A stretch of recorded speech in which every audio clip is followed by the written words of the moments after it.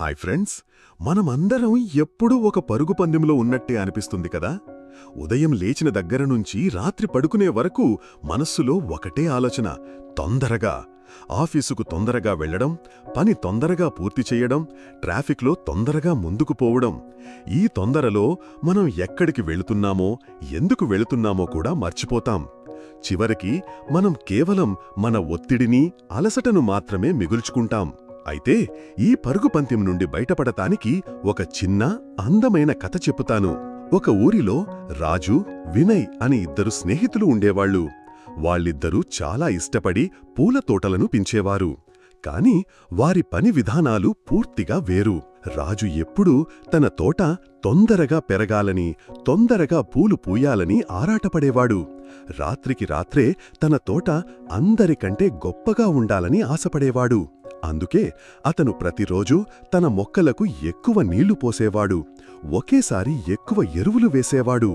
తొందరగా పెద్దవ్వాలి అని వాటిని బలవంతం చేసేవాడు. ఫలితంగా అతని మొక్కలు ఆరోగ్యంగా ఉండేవి కావు. అవి త్వరగా పెరగకపోగా చాలా వరకు వాడిపోయి ఆకులు పసుపు రంగులోకి మారేవి. అప్పుడప్పుడు పూలు పూసినా అవి సగం మాత్రమే వికసించేవి, లేదా అవి వికసించకముందే రాలిపోయేవి. ఎంత కష్టపడ్డా ఫలితం లేకపోవడంతో రాజు చాలా బాధపడేవాడు. నేను ఇంత కష్టపడినా నా తోట ఎందుకు ఇలా ఉంది అని అనుకునేవాడు. కాని వినయ్ అలా కాదు. అతను తన తోటను ప్రేమతో చూసుకునేవాడు. ప్రతి మొక్కను ఒక చిన్నారిలా పలకలించి దానితో మాట్లాడుతుండేవాడు. అతనికి తెలుసు, ప్రకృతికి దానికంటూ ఒక సమయం ఉంటుందని. ఒక రోజులో పూలు పూయవని, ఒక రోజులో చెట్లు పెద్దవి కావని. అతను మొక్కలకు కావలసినంత నీళ్లు, సరైన సమయంలో సరిపడా ఎండని జాగ్రత్తగా ఇచ్చేవాడు. అతను ఏ పని చేసినా నెమ్మదిగా, ఎంతో ఓపికగా చేసేవాడు. ఎందుకంటే అతను మొక్కలను పెంచే ప్రక్రియను ఆనందించేవాడు. ఫలితంగా అతని తోట ఎప్పుడూ అందమైన, ఆరోగ్యకరమైన పువ్వులతో నిండి ఉండేది. వాసన చూస్తే చాలు మనసుకి ప్రశాంతత లభించేది. ఒకరోజు రాజు తన బాధను వినయ్కి చెప్పాడు. వినయ్, మనమిద్దరం ఒకేలా కష్టపడుతున్నాం, కాని నీ తోట ఎప్పుడూ ఇంత అందంగా ఉంటుంది, నా తోట ఎందుకు ఇంత అసహ్యంగా ఉంది అని అడిగాడు. అప్పుడు వినయ్ చిరునవ్వుతో ఇలా చెప్పాడు: రాజు, నువ్వు నీ తోటను తొందరగా పెంచాలని చూస్తున్నావు, కాని నేను నా తోటను సరిగ్గా పెంచాలని చూస్తున్నాను. నీ మనస్సులో ఉన్న ఆ తొందరే నీ తోటను నాశనం చేస్తోంది. మన జీవితం కూడా ఒక తోటలాంటిదే. వినయ్ చెప్పిన మాటలు రాజుకు బాగా అర్థమయ్యాయి. ఆ రోజు నుండి రాజు కూడా తన తోటను నెమ్మదిగా, ఓపికగా పెంచడం మొదలుపెట్టాడు. హడావిడి పడటం మానేశాడు. ప్రతిరోజూ తన మొక్కలతో గడిపే సమయాన్ని ఆనందించాడు.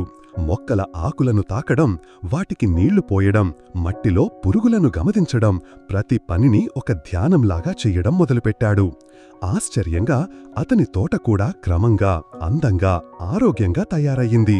పూలు పూర్తిగా వికసించడం మొదలుపెట్టాయి. రాజు మొదటిసారిగా తన కష్టం ఫలితాన్ని చూసి ఎంతో సంతోషపడ్డాడు. ఈ కథ మనకొక గొప్ప పాఠం నేర్పుతుంది. మన జీవితంలో కూడా మనం ఎప్పుడూ ఏదో ఒకదాని తొందరగా సాధించాలని చూస్తాం. అది ఉద్యోగంలో ప్రమోషన్ కావచ్చు, డబ్బు సంపాదించడం కావచ్చు, లేదా ఒక లక్ష్యాన్ని చేరుకోవడం కావచ్చు. కాని ఈ ఆరాటం మనల్ని ఒత్తిడి, అశాంతిలోకి నెట్టేస్తుంది.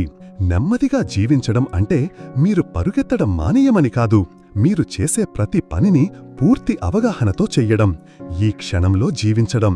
మనం గతంలో ఏం కోల్పోయామో అని బాధపడకుండా, భవిష్యత్తులో ఏం జరుగుతుందో అని భయపడకుండా ఈ రోజును పూర్తిగా ఆస్వాదించడం.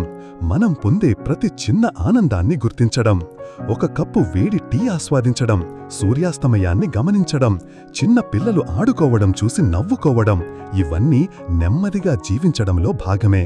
మనస్సులో ఉన్న ఆ తొందరను వదిలేసి ప్రతి క్షణాన్ని ఆస్వాదించడం నేర్చుకుంటే మన జీవితం కూడా ఆ పూల తోటలాగే అందంగా, ఆరోగ్యంగా మారుతుంది. గుర్తుంచుకోండి, జీవితంలో గమ్యం ఎంత దూరంలో ఉందనేది ముఖ్యం కాదు, మనం ప్రయాణాన్ని ఎంత సంతోషంగా గడుపుతున్నామన్నదే ముఖ్యం. మీ మనస్సును నెమ్మదిగా ఉండనివ్వండి. మీ జీవితం ఒక అద్భుతమైన తోటగా మారుతుంది. ఈ వీడియో మీకు నచ్చితే లైక్ చేయండి, షేర్ చేయడం మర్చిపోకండి. మళ్ళీ కలుద్దాం.